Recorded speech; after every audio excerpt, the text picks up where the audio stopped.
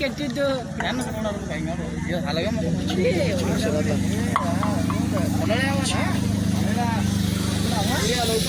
ಆಗಲ್ಲ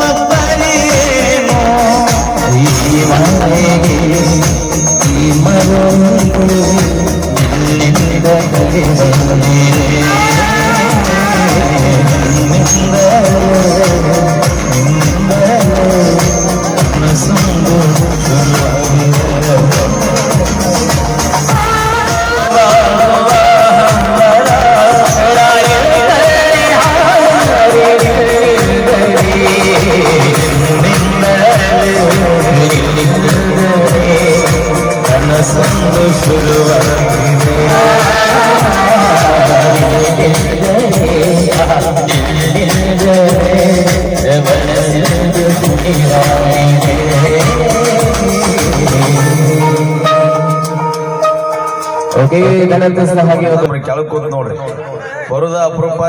ನಾನು ಹಿಡಿದು ಹಾಕ್ಬೇಕಾದ್ರೆ ಪಾಪ ಅವ್ರು ಓಡಾಡಿ ಗೋಕಾಕ ಬಂದು ಲಾಕ್ಡೌನ್ ಮಾಡ್ರಿ ನನ್ನ. ಬಟ್ ಯಾರು ಬರಬೇಡ್ರಿ, ನಾ ಎಲ್ರು ಕೆಳಗ್ ಕುಂತ ಕಾರ್ಯಕ್ರಮ ನೋಡ್ರಿ. ಬರ್ರಿ ಎಲ್ರು ಮುಂದೆ ಬರ್ರಿ. ಹಾ, ಈಗ ಲಕ್ಷ್ಮೀ ವಿಜಯಪುರ ಅವರ ಕಂಡ ಸಿರಿಯಲ್ಲಿ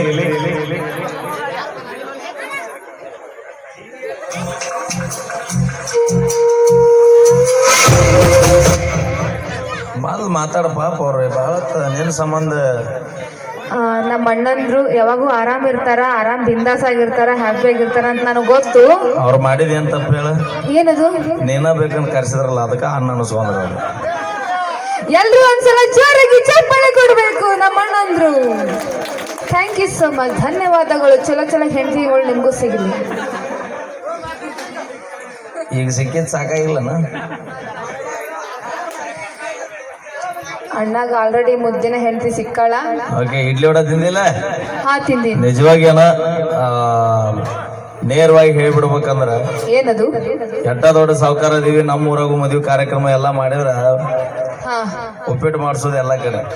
ಹೌದ್ ಹೌದ್ ಹೌದು. ಆದ್ರ ನಮ್ಮ ಹೆಳವು ಸಮಾಜದವ್ರು ಇವತ್ತು ಬಂದಂತ ಎಲ್ಲಾ ಮದುವೆಗೆ ಬಂದಂತ ಬಂಧುಗಳಿಗೆ ನಾಷ್ಟಾದ ಇಡ್ಲಿ ವಡ ವ್ಯವಸ್ಥೆ ಮಾಡ್ರಿ ಅಂದ್ರೆ ತಿಳ್ಕೊರಿ. ರೊಕ್ಕ ಗಳಿಸ್ಯಾರಂತ ಅಲ್ಲ, ನಾವು ಬಡವ್ರ ಮಾಡೋದು.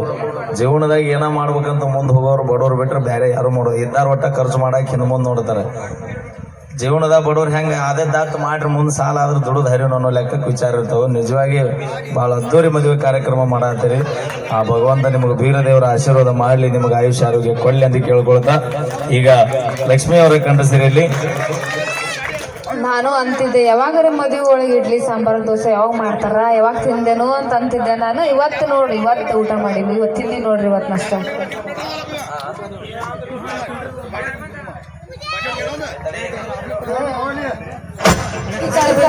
ನಾವು ಜನಪದ ಸ್ಟಾರ್ಟ್ ಮಾಡಕ್ ಫಾಲೋ ಮಾಡ್ತೀವಿ. ಯಾಕಂದ್ರೆ ಮದುವೆ ಜಾಸ್ತಿ ಜನಪದ ಹಾಡ್ಬಾರ್ದಲ್ಲ, ಅದಕ್ಕೆ ಫಸ್ಟ್ ನಾವು ಫಿಲ್ಮ್ ಸಾಂಗ್ ಮಾಡ್ತೀವಿ. ಜನಪದ